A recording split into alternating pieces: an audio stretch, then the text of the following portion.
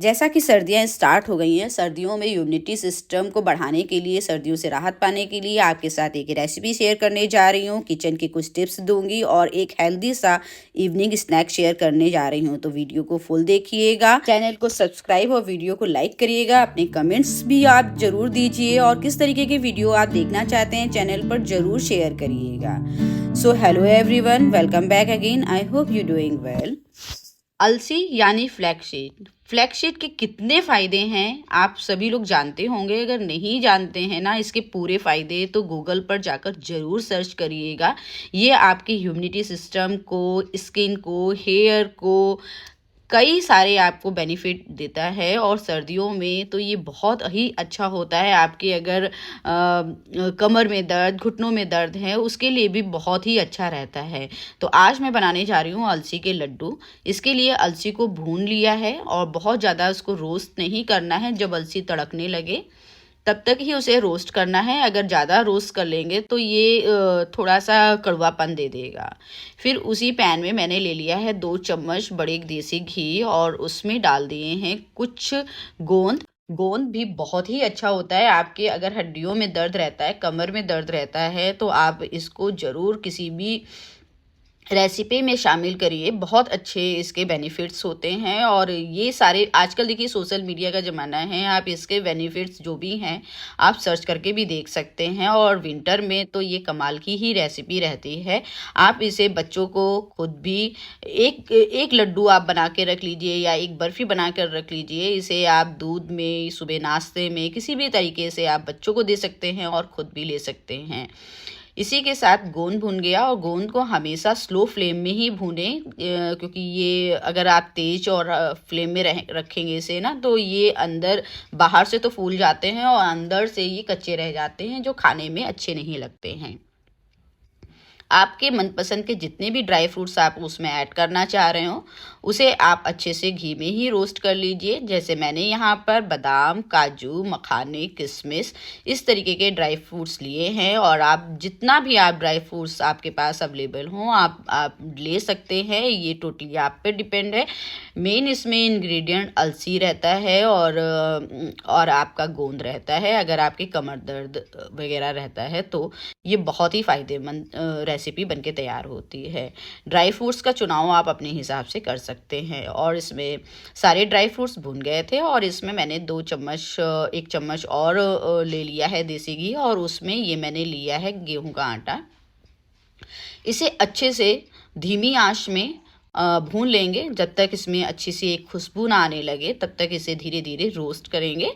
और ये मतलब इसका कच्चापन निकल जाना चाहिए, नहीं तो ये भी दांतों में चिपकने लगता है। तो खुशबू आने तक इसे अच्छे से रोस्ट कर लेंगे। और ये आप सभी चीज़ें धीमी आंच पे ही इसे आप करिए। थोड़ा टाइम लगता है, लेकिन अगर आप धीमी आंच पे करेंगे तो ये बहुत अच्छे से रोस्ट होता है।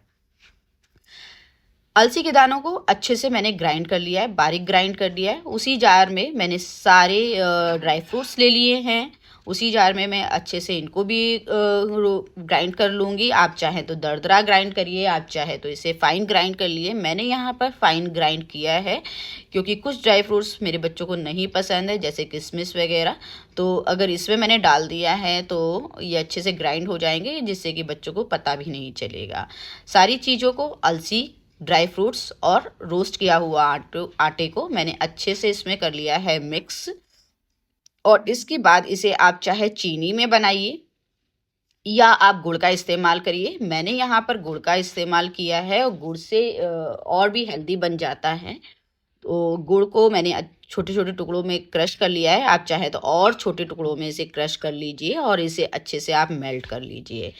गुड़ मेल्ट हो जाने के बाद में ये जितना भी, इसकी कोई चाशनी नहीं बनानी है, बस इसे मेल्ट करना है। और मेल्ट करने के बाद में आप पूरा गुड़ एक परात में अच्छे से डाल दीजिए। और इसके आप अगर आप बर्फ़ी टाइप की जमाना चाहें तो बर्फ़ी आप जमा सकते हैं, सेट कर सकते हैं। नहीं तो मेरी तरीके से लड्डू आप बनाकर इसे रख सकते हैं। तो इस तरीके के लड्डू सारे मैंने बनाकर तैयार कर लिए हैं। और उसके बाद मैंने ये डेसिकेट कोकोनट जो आता है उससे थोड़ा सा गार्निश कर लिया है, जो कि बच्चों को देखने में थोड़ा अट्रैक्टिव लगे। और अगर आप किसी मेहमान को भी सर्व करना चाह रहे हैं तो थोड़ा सा देखने में ये अच्छा लगे। ये टोटल ऑप्शनल है। अगर आप कोट करना चाह रहे हैं ड्राई कोकोनट से तो आप कोट कर लीजिए, अदरवाइज़ ये ऐसे भी बहुत हेल्दी रहते हैं। तो यहाँ पे बढ़िया से लड्डू बन के तैयार हो गए। इस तरीके के लड्डू आप विंटर में बनाकर अपने लिए और बच्चों के लिए ज़रूर रखिए, ये बहुत ही हेल्दी होता है। लंच वंच करने के बाद में थोड़ा सा रेस्ट किया और उसके बाद शाम को बनने जा रहा है इवनिंग स्नैक्स, जो बच्चों का भी बहुत दिनों से मन था। और कुछ इस समय थोड़ा सा विंटर आ गई हैं, हरी भरी सब्जियां अवेलेबल रहती हैं, सारी फ्रेश रहती हैं, तो ये सब चीज़ें रेसिपी वगैरह बनाने में अच्छा भी लगता है। तो यहाँ मैं बनाने जा रही हूँ दही के कबाब, जो कि बहुत ही हेल्दी रहता है। मतलब हेल्दी क्या आप इसे कह लें, अगर आप इसे एयर फ्राई में वगैरह में बनाएं तो ये बहुत ही हेल्दी रहता है, क्योंकि उसमें बहुत कम ऑयल में बन जाता है। फ़िलहाल मेरे पास एयर फ्राई नहीं है तो मैं इसे डीप फ्राई करूँगी। और फिर भी ये रहता है कि घर का बना हुआ है और कभी कभार इस तरीके की चीज़ें चलती हैं। तो सारी सब्जियों को मैंने क्रश कर लिया है, चॉप कर लिया है। आप इसमें बहुत सारी सब्जियां, जितनी सब्जियां आप ऐड करना चाहें आप ऐड कर सकते हैं। आप बीन्स, कॉर्न, शिमला मिर्च, गाजर, स्प्रिंग अनियन आप ऐड कर सकते हैं और इसे और हेल्दी बना सकते हैं। अगर एयर फ्राई में आप बनाएंगे तो बहुत ही बढ़िया है, और नहीं है तो फिर आप इसे थोड़ा सा फ्राई करके भी बना सकते हैं, क्योंकि कभी कभार ये सब चीज़ें चलती हैं। और बहुत ज़्यादा ऑयली तो नहीं खाना चाहिए, लेकिन हाँ फ़िलहाल थोड़ा बहुत आप अपनी क्रेविंग को भी बिल्कुल ना मारिए। तो थोड़ा बहुत तो चलता है, हफ्ते 10 दिन में एक बार तो ये सब चीज़ें चलती हैं। तो कर्ड मैंने सुबह ही थोड़ा सा उसे हैंग करके रख दिया था, तो इसका जितना भी एक्सेस वाटर था सारा निकल गया। चॉप करी हुई सब्जियां डाल दी, पिज़्ज़ा पास्ता की सिजलिंग जो रहती है वो डाल दी, चिली फ्लेक्स डाल दी या नमक, जो भी मसाले चाट मसाला वगैरह रहता है, जो भी मसाले आप ऐड करना चाहें फ्लेवर के लिए आप उसमें ऐड कर सकते हैं। और इस तरीके का पेस्ट बनके तैयार हो गया।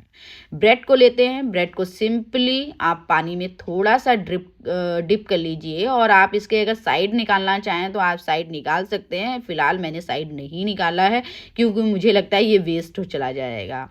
तो आप साइड निकाल के भी बना सकते हैं अगर आप बनाना चाहें। फ़िलहाल मैं ऐसे ही बना रही हूँ। और 1 स्पून मैंने इसमें पेस्ट को रख दिया है, बैटर को, और इसको अच्छे से मैं फ़ोल्ड कर दूँगी, जैसे हम लोग बनाते हैं ब्रेड रोल वगैरह। तो उसी तरीके से मैंने बनाया है और ये मुझसे आसानी से बन जाता है। और वैसे ट्विस्ट करके बनाते हैं तो उसके लिए बड़ी ब्रेड चाहिए रहती है, तभी वो अच्छे से ट्विस्ट हो पाएगा, और मेरे पास अवेलेबल नहीं थी तो मैंने इस तरीके से बना लिया है। इसको मस्टर्ड ऑयल में मैंने अच्छे से डिप किया है, क्योंकि मुझे लगता है मस्टर्ड ऑयल सबसे बेस्ट रहता है और अदर रिफाइंड वगैरह से या कुकिंग ऑयल से। तो जितना हो सके मैं मस्टर्ड ऑयल का ही यूज़ करती हूँ। तो यहाँ हमारे दही के कबाब अच्छे से बन गए हैं और ये हमारा इवनिंग स्नैक बन गया है।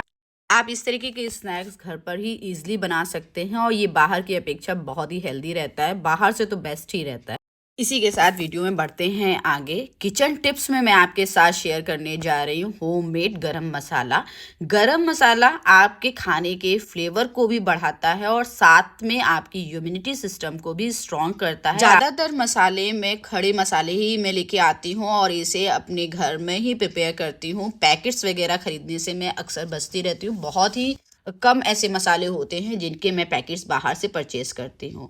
तो गरम मसाला बनाने के लिए मैंने यहाँ पर धनिया लिया है, जीरा लिया है, सौंफ लिया है। इसे धीमी धीमी आंच पे और अलग अलग भून लूँगी, क्योंकि हर मसाले का भूनने का तरीका, उसकी हार्डनेस अलग रहती है। कुछ मसाले होते हैं जल्दी रोस्ट हो जाते हैं और कुछ को टाइम लगता है।